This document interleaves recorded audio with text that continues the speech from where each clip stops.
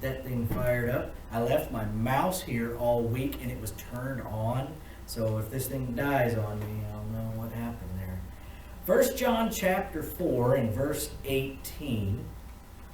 As we continue in studying the will of God, how to find it, how to do it, we've got to, as we seek and do the will of God, the idea behind it is we want our faith to grow, and we want the communication of our faith to be effectual. If you look at Philemon verse number 6, he writes about that the communication of our faith may be more effectual. We have faith, but we know that faith without works is dead. And so when we communicate our faith to other people through the words that we say and the actions that we take, we want that to have an effect, a positive effect. We want it to accomplish God's purposes. Of course, ultimately, the Lord wants everyone to be saved, and so we want to minister grace. We want all those things that we do as an outpouring of our faith. We want those things to produce the effect that God wants produced. And so we are seeking God's will. We are doing God's will, that when we do it, we get the outcome that we want. Now, we know that we're not always going to get the outcome that's desired. That's most unfortunate, but we must continue to do it. So we're going to have to overcome some things in seeking and doing God's will. We're going to have to overcome some things in order, one, that we will continue to go on. We have to overcome some obstacles to our faith. We're going to have to overcome fear. We're going to have to overcome the failures and the setbacks. So we're going to have to overcome some things in order to do the will of God. And so there's things that are going to present themselves from time to time. And so our text in 1 John chapter 4, verse 18, we'll read that real quick. It says, "There is no fear in love, but perfect love casteth out fear, because fear hath torment. He that feareth is not made perfect in love." So we're going to have to overcome. There's a promise in that verse, and then the obstacle that it presents to us is fear. So the promise is, there is no fear in love, but perfect love, here's the promise, casteth out fear. So we need to overcome fear, and the promise is perfect love will cast that out. Okay, so we're going to fear rejection. We have fear of the unknown, fear of change, fear of death. These are all fears that people have that we are going to have to overcome in order to do the will of God. I once heard that there were 365 fear nots in the Bible, and while that's not exactly true, I only found 62. There are a lot of statements about fear, and there are some principles that we can learn from the scriptures and examples of things that people commonly fear that we can and must overcome if we are going to do the will of God. And so let's get victory over our fears and successfully find and do the will of God. And today we're going to look at the fear of disappointing God. The fear of disappointing God. Turn back to the book of Nehemiah. We're going to look at a few passages in this book. We won't read the whole book. Get to it here.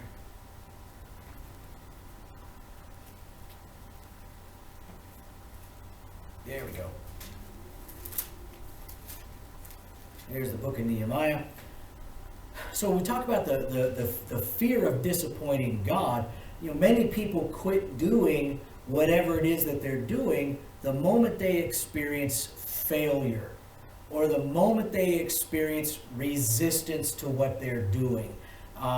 They may become discouraged and give up. Things are taking too long, or things aren't going the way they're supposed to be going, or we anticipated them going. We think there's a promise that we will always have the results that we desire, that, well, so-and-so did this, and I'm doing exactly the same thing they did. Why did it work for them and not for me? You know, we begin to question ourselves. We begin to, the doubts and the fears and we have to overcome all those things. And maybe we can bounce back after the first failure, but then if we see failure again, well, that's almost it. Count me out. I'm done. I tried that and it didn't work. Ask anybody about any kind of thing that they've done where they're not doing it anymore. Well, why did you quit?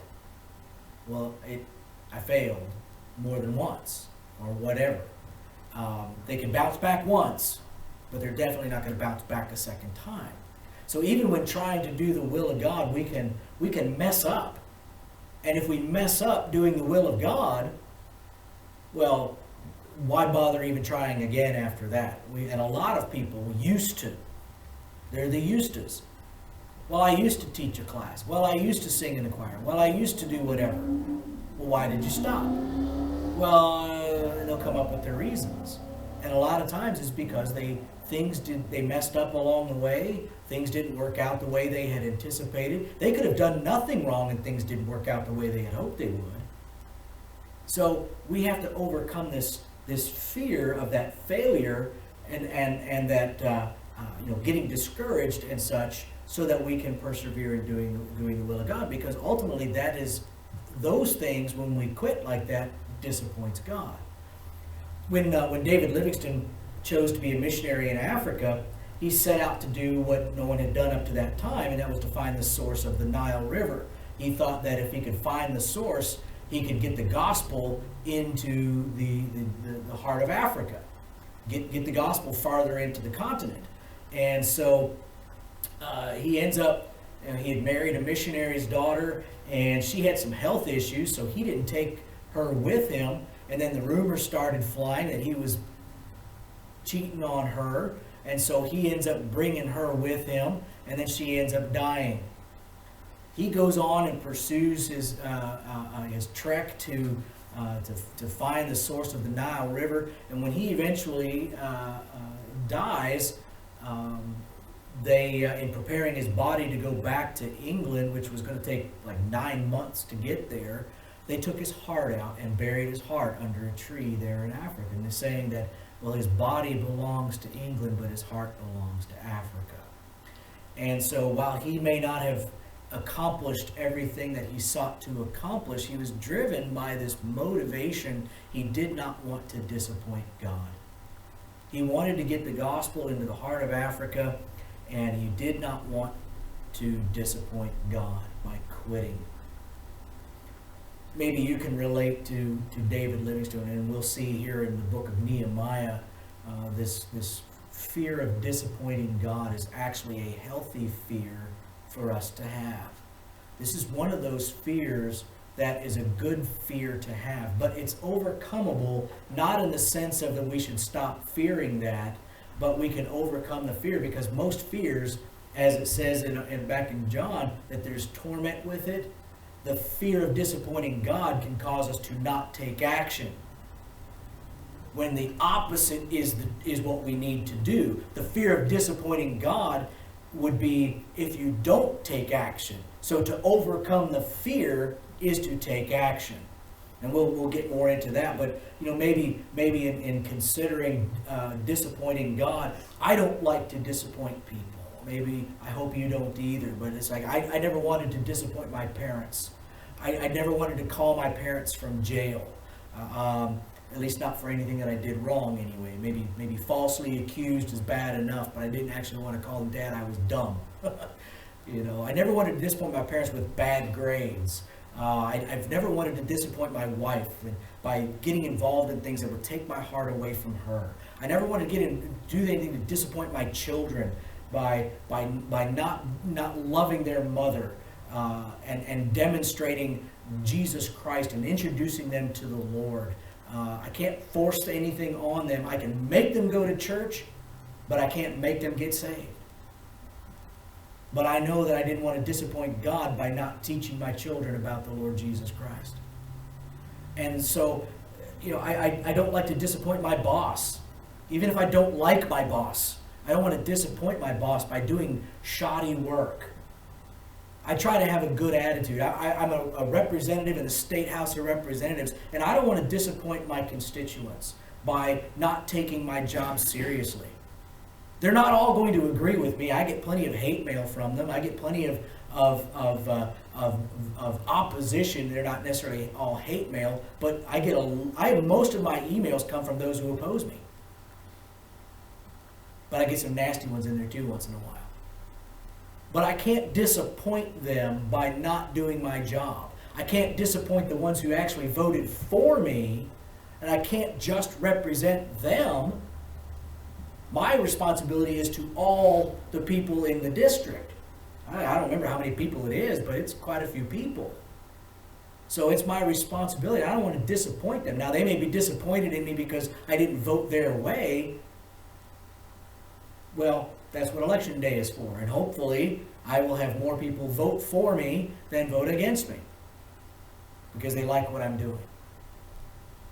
So those kinds of things like that, disappointing your church, disappointing your pastor, disappointing the things like that, those we should hopefully have that consciousness about us, about disappointing people. Nehemiah was such a man. If we think about who Nehemiah was, he was not a priest, he was not a prophet, he was just a Jewish man who was who was serving a conquering king. Okay? He was the cupbearer to the Persian king. So as just a simple man, he was driven to do the incredible. Not because he was trying to impress anyone, not trying to make any money or get any kind of power. He did it because he did not want to disappoint God. He chose to live a different kind of life because of this fear. And this resulted in a life that was very well pleasing to the Lord and very beneficial to his people. So let's look at this fear of disappointing God, which is actually a good fear to have, but not one that should paralyze us. So let's look at Nehemiah chapter 1, verses 1 through 4. The words of Nehemiah, the son of Hakaliah, and it came to pass in the month Chislev, in the 20th year, as I was in Shushan the palace, that Hanani, one of my brethren, came, and he and certain men of Judah, and I asked them concerning the Jews that had escaped, which were left of the captivity, and concerning Jerusalem. And they said unto me, the remnant that are left of the captivity there in the province are in great affliction and reproach. The wall of Jerusalem also is broken down, and the gates thereof are burned with fire. And it came to pass, when I heard these words, that I sat down and wept and mourned certain days, and fasted and prayed before the God of heaven.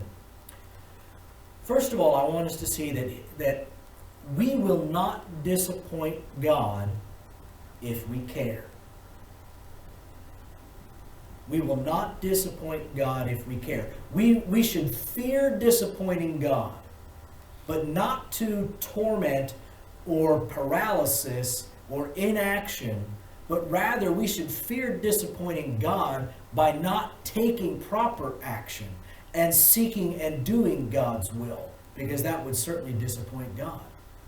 So we will not disappoint God by caring.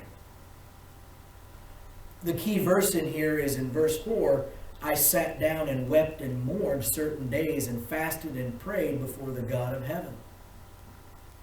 He's moved by what he hears, and it grieves him and sorrows him of what's happening. It's important to keep in mind that Nehemiah was not a prophet or priest. He's just a Jew serving as the king's cupbearer, and it is not his king. It was easy for him to care in one sense because it was his job to do so for the king. Because he's going to sample the food and the wine before the king gets it, and if it's poisoned, he dies. If he does not do his job, the king is poisoned and dies. Nehemiah will die. So it's either die instead of the king or you die with the king. Nice prospect, huh? So in a sense, it's like, well, he cares that the king lives because he wants to live. But is that really caring? I mean, it's possible that he's like, listen, I'm a slave, and I don't like this guy, so I'm going to let the poison slip by, kill him. I don't care if I die. Does he care? Does he really care about the king? Or is it only self-preservation? There is a difference. But Nehemiah actually cared about his king, and we'll see that played out in his life and how the king responds. This is the Persian king who conquered the Jews, and what the Persian king will do for this Jewish man, his slave. How's that? The tears that Nehemiah wept were due to the remnant that had that were in Jerusalem, and because of his position, he's not permitted to go and do anything about it there. And so he wept because of his inability to help them in their time of need. Those are his people, and they are in need, and he is not able to do anything except for to pray, to mourn, to fast, to seek and petition God. But oh, that's a great place to start, isn't it? When a Christian is sincerely concerned with disappointing the Lord, he will deliberately and conscientiously maintain a tender heart toward the things of God and God's people, no matter where they are. There will always be when you read about the suffering, when you hear about the needs, there will always be a tenderness about that. And Ephesians chapter 4, verse 32, if you want to hold your place there in Nehemiah and go take a look at Ephesians chapter 4, verse 32.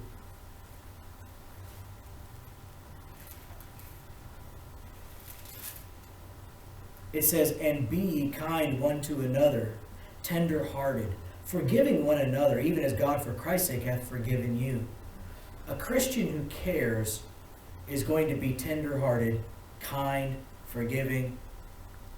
They're not just to one another within the brethren. It starts there, of course. If you're not tender-hearted toward the brethren, there's a problem. But you'll even be tender-hearted outside. Nehemiah genuinely cared about the king, whereas probably most people wouldn't. They would only look at it as self-preservation. But Nehemiah had a tender heart beyond himself, of course, and beyond even his people, but he was genuinely moved by, he wanted to be able to do something for his people who needed some help. So he's tender-hearted toward the people, desiring to be with them and minister to them. But he needed to be tender-hearted and, again, forgiving even of his king of whom he is a slave. You've got to forgive the conquering slave master. And that's really difficult. You are not allowed to hate just because you are a slave. It doesn't excuse any kind of abuse. It does not justify any kind of nothing at all. But to forgive supersedes all of that. Kind, tender-hearted, and forgiving. Nehemiah wanted to please the Lord with his testimony even before this Persian king, as well as care for his people. You know, it's easy to love the lovable. What do we do with those who aren't so lovable? We need to care, but it's not enough to just say we care. We live in a society that places a lot of value on and emphasis on caring, or what is called caring. And most of the time it's just a prideful moral superiority.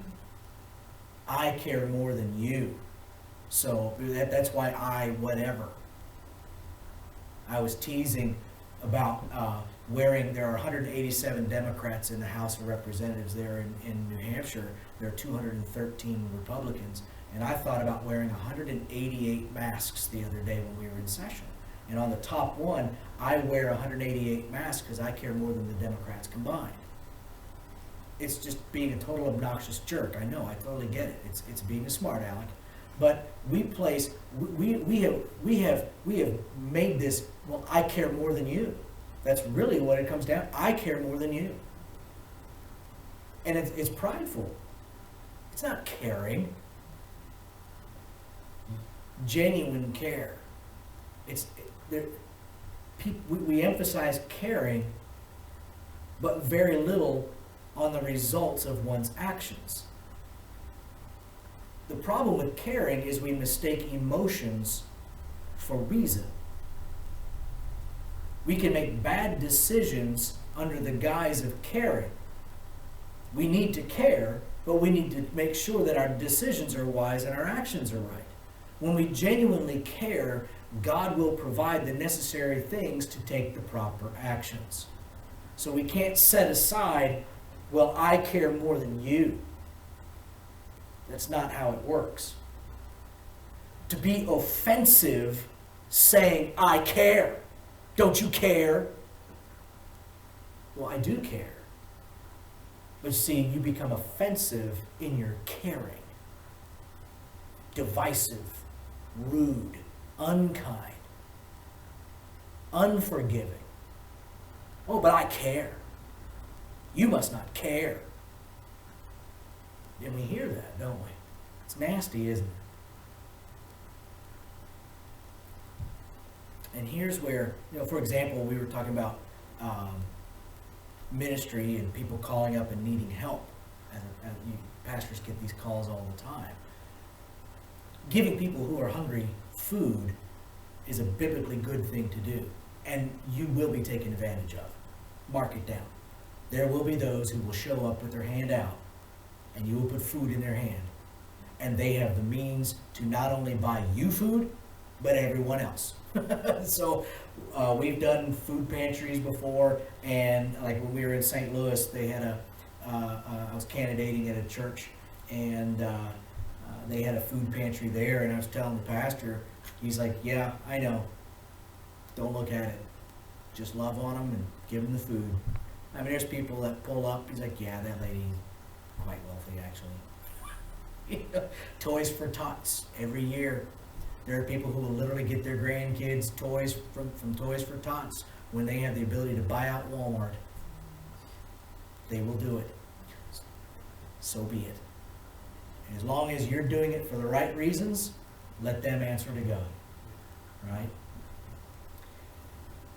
But where our caring leads to improper actions is when we use force, such as the force of government, to take from other people and give to the ones that are supposed to be in need. Now, Jesus says the poor you have with you always. There's always a need. And to care for somebody and give that person something that they need when you have the ability to do it, that's biblical. That's scriptural, caring for that person. But when your caring says, I want to make a law that's going to take from these people, whether they like it or not, and give to these people, whether they need it or not, that is not caring. That is theft. And that's, thou shalt not steal to a T. So our caring must lead to actions, but must lead to right actions. But we will never disappoint God when we care, genuinely care. And here's where Nehemiah was different from modern caring people. He didn't seek to force the government, and he never would have, considering he was a slave. How is he going to leverage anything to get the government to do anything? Now, it turns out he did get government financing of his expedition, did he not? But there was no way to petition, hey, King, would you give me like a couple $1,000,000 to head back to... You're a slave. Shut up and eat my food for me.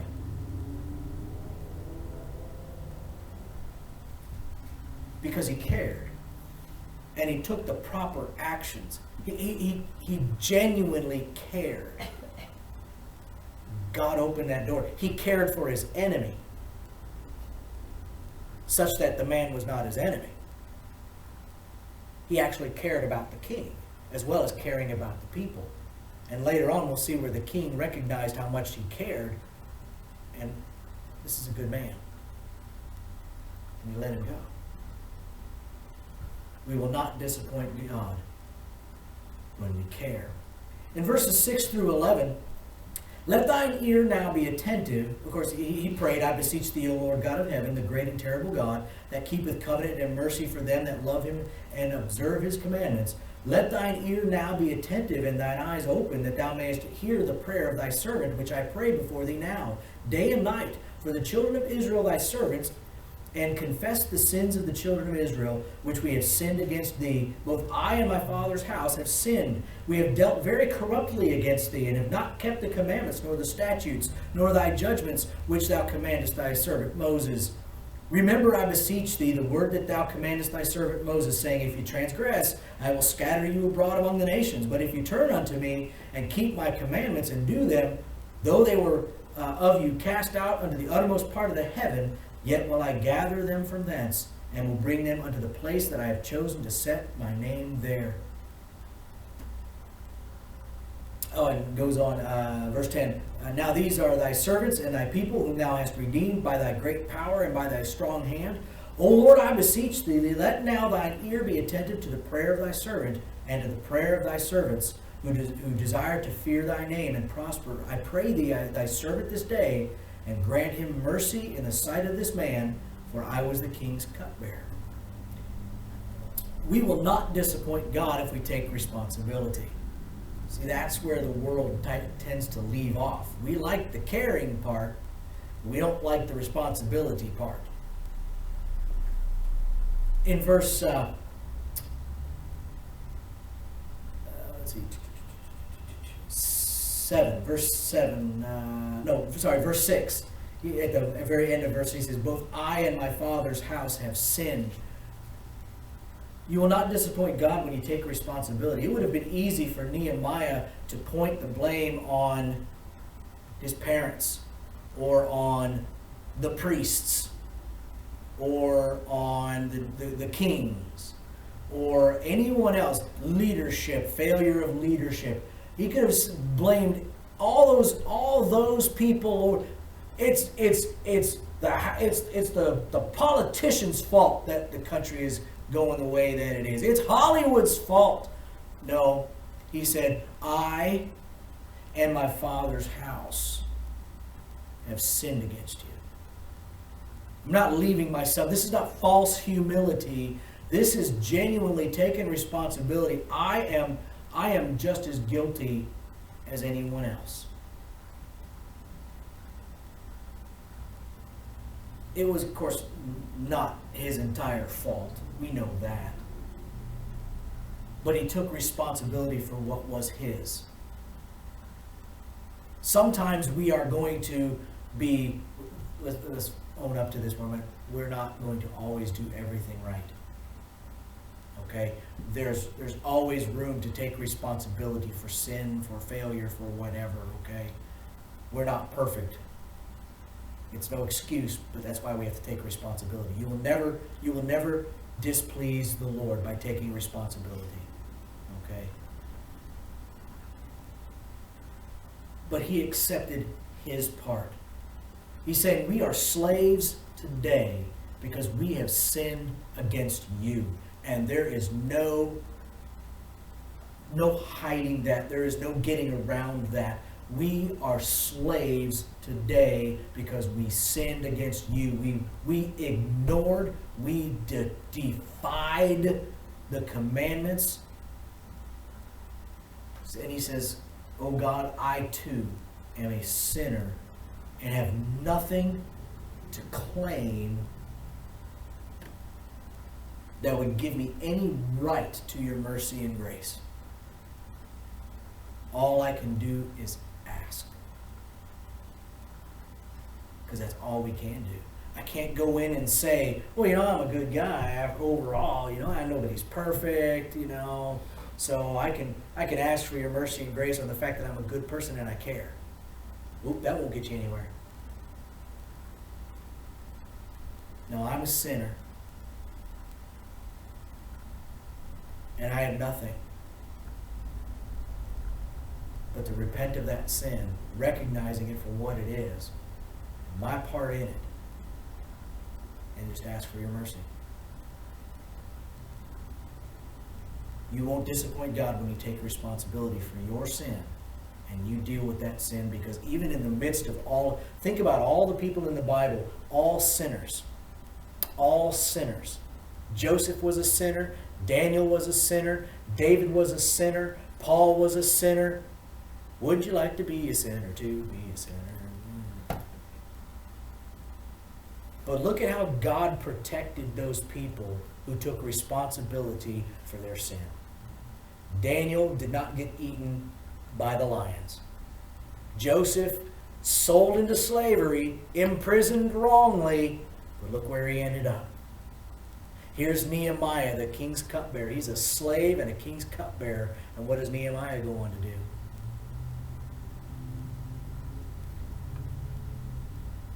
God will protect him. He's still a slave. He's still a slave. But look at how God was able to use him and bless him and answer his prayers, protecting him through all of that. Doesn't matter your circumstances, free man or slave, you will not disappoint God by caring, taking responsibility for your sin and for your actions. This prayer was not false humility, it's genuine repentance, accepting responsibility for what led them into captivity. So he asked for forgiveness. There was the Battle of Pickett's Charge in 1863. General Lee sends his men to take a Union force, and they had to run like a mile across this open field. Well, that's not the smartest thing anyone can do, because you're completely exposed. And they took hits. The cannons were fired, the muskets were shot, and believe it or not, there were actually people who survived all that. When they came back, the few that made it back, here's General Lee shouting, "It's my fault, it's my fault."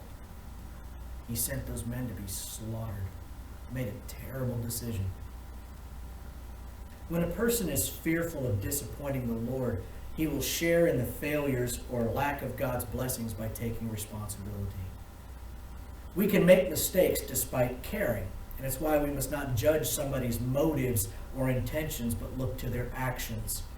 We can make bad decisions despite caring.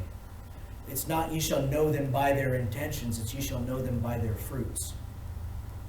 Let's look at what people are doing. And it's not always about backsliding. Sometimes it's just about making a bad decision. Remember those doors that are open, we can walk through the wrong one. We can have the best intentions and just make a bad choice. Modern caring people want credit for caring, but they don't want responsibility, and it doesn't work that way. We actually have numerous examples in the Bible of people not taking responsibility. Ever heard of Adam and Eve? "The woman that thou gavest me, oh, the serpent beguiled me." "Oh, I'm the serpent? Yeah, it's your fault. You made me sin." "I don't know. It's my parents' fault." A lot of people blame their parents for their own failures. What a shame. King Saul, "What meaneth this bleating? Oh, the people, I told them to slaughter all the lambs, well, like you told me to, but, they wanted to offer a sacrifice to the Lord, so I said, okay." And I'm like, "Oh, okay. Oh, hey, Aaron, what's up with this golden calf thing here?" "Oh, the people, they just took their gold and threw it into the fire, and poof, a calf came out." "Really, Aaron? Wow. How about that?" Yeah. How many of those excuses flew with God? Anyone? Let's go with a big 0 on that one. If you follow numbers in the Bible, you'll find the number 0. You will find nobody's excuses ever got accepted by God. Absolutely none. It took a while, but David finally acknowledged his failure and took responsibility for his sin with Bathsheba. It took a long time, didn't it? So if we're going to do the will of God, we need a healthy dose of fearing disappointing God. And we will never disappoint God when we care about Him and His people and the things that He cares about, and when we take responsibility for our actions. Number 3, we will not disappoint the Lord if we get involved. In chapter 2, verses 3 through 5, it says, "And said unto the king, Let the king live forever. Why should not my countenance be sad when the city, the place of my father's sepulchres, lieth waste, and the gates thereof are consumed with fire. Then the king said unto me, For what dost thou make request? So I prayed to the God of heaven. And I said unto the king, If it please the king, and if thy servant have found favor in thy sight, that thou wouldest send me into Judah, unto the city of my father's sepulchres, that I may build it. We will not disappoint God by getting involved. He said, Send me to Judah.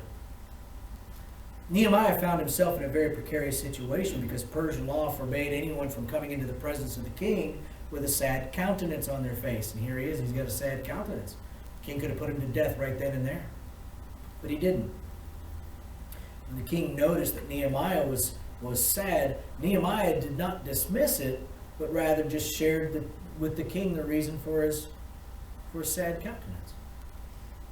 And it was a very, very bold request. Send me back to Jerusalem.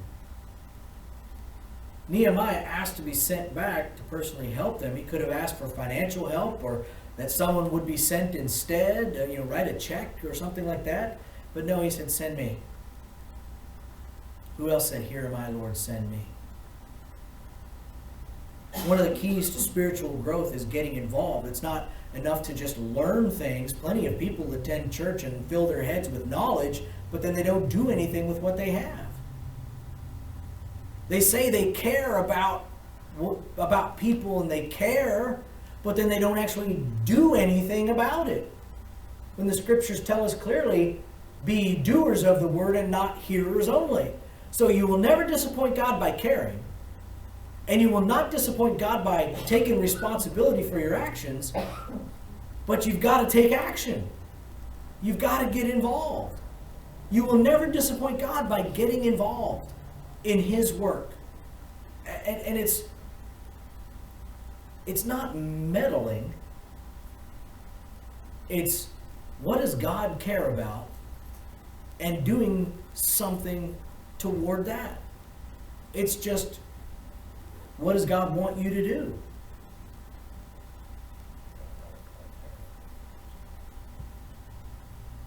Fourth thing that we can see here is we will not disappoint the Lord if we push ourselves. Verses 11 through 13 of chapter 2. So I came to Jerusalem and was there 3 days, and I arose in the night, I and some few men with me. Neither told I any man that what my God had put in my heart to do at Jerusalem. Neither was there any beast with me, save the beast that I rode upon. And I went out by night by the gate of the valley, even before the dragon well, into the dung port, and viewed the walls of Jerusalem, which were broken down, and the gates thereof were consumed with fire. He said, I arose in the night. We will not disappoint the Lord if we push ourselves. Not only getting involved, caring, and getting involved and taking responsibility, but pushing ourselves. I think it sickens God to have the right people in the right place, and then instead of just tackling the issues, whatever it is the Lord wants them to do with enthusiasm and determination, they just kind of squander the opportunities. I think about session day the other day. Somebody made a motion to limit debate. We had a lot of bills to discuss, a lot of bills, and not a lot of time to do it. So somebody made a motion to limit debate to 10 minutes, 5 minutes per side. That included questions. They were going to do including questions. So, okay, so that's the motion. It took 40 minutes. 40 minutes to determine to not limit debate. By then, we ate up 40 minutes, which could have led to getting to more bills. At the end of the day, after determining not to limit debate, I think we got through one more bill. We wasted all kinds of time. Now, some of it's fun. It's a circus with all kinds of clowns in there. It is fun. If you just go in there with the right attitude, it is a lot of fun to watch. But there's times when it's like, you know what? We just really wasted a lot of time, and that's aggravating. It is definitely an experience worth having. But there's times when, you know what, we really do have serious business to deal with, and we wasted the opportunity. We're going to have to come back now. We have like 18 or something bills, and then all the new ones that are going to get piled on top. And we're going to have a very, very, very long session day next time we get together. It's not unusual because of this kind of tactic, the wasting of time, to go till 3, 4 o'clock in the morning because you waste that much time. That kind of stuff disappoints God. When people, the right people, are in the right place and then they just waste time. Instead of pushing themselves to get in there and get the job done. And what is it? With all your heart, heartily as unto the Lord. When we don't do it that way, we disappoint God. But when we get out there and we do everything heartily as unto the Lord, we will never disappoint the Lord. As soon as he arrived in town, he immediately sets out to do what he could to bring about the work that needed to be done. Immediately. He gets out there in the nighttime. Obviously there was going to be opposition to it. Not everybody's on board. Even other believers. They will oppose you. But one of the most disappointing qualities in a Christian is laziness.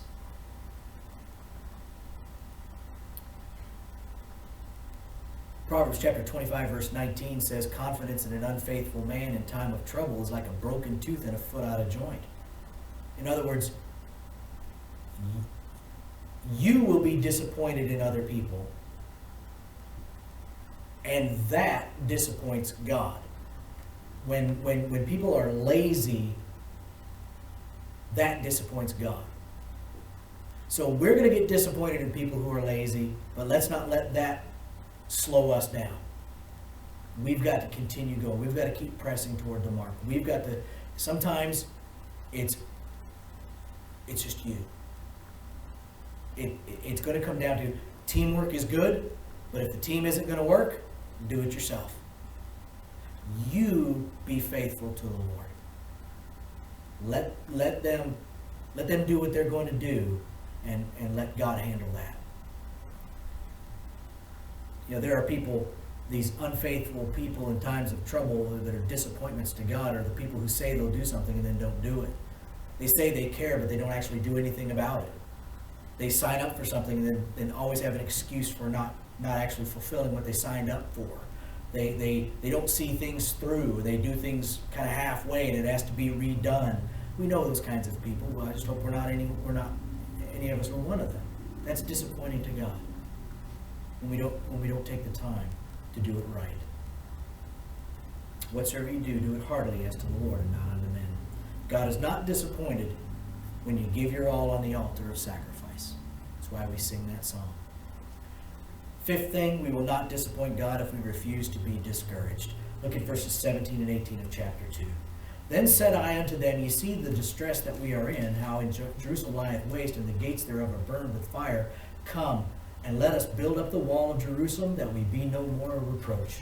Then I told them of the hand of my God, which was good upon me, as also the king's words that he had spoken unto me. And they said, Let us rise up and build. So they strengthened their hands for this good work. You will not disappoint God if you refuse to be discouraged. And discouragement is a choice. Discouragement is a choice. These people had been discouraged for years, but here comes Nehemiah, and he brings a firm belief in God, a confidence that we can have, that God gives us. And so they're able, in 52 days, to accomplish what hadn't been done in years. See, discouragement is not a result of bad circumstances. Discouragement is a choice, and discouragement always disappoints God.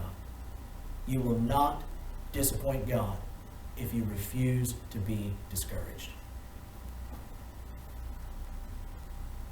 If the communication of our faith is to be more effectual, we've got to learn to fear disappointing the Lord. That's a good fear to have. But not so that it paralyzes us from doing what needs to be done, but rather to motivate us to overcome that fear by not disappointing Him. You will not disappoint the Lord when you care. You will not disappoint the Lord when you take responsibility. You will not disappoint the Lord when you get involved. You will not disappoint the Lord when you refuse to be discouraged. And you will not disappoint the Lord when you are motivated and you push yourself even when others fall away or are lazy you keep going. That always pleases the Lord. You'll find yourself alone quite often. But just like Elijah, you won't be alone. God will protect you. God will provide for you in ways that you may not even believe possible.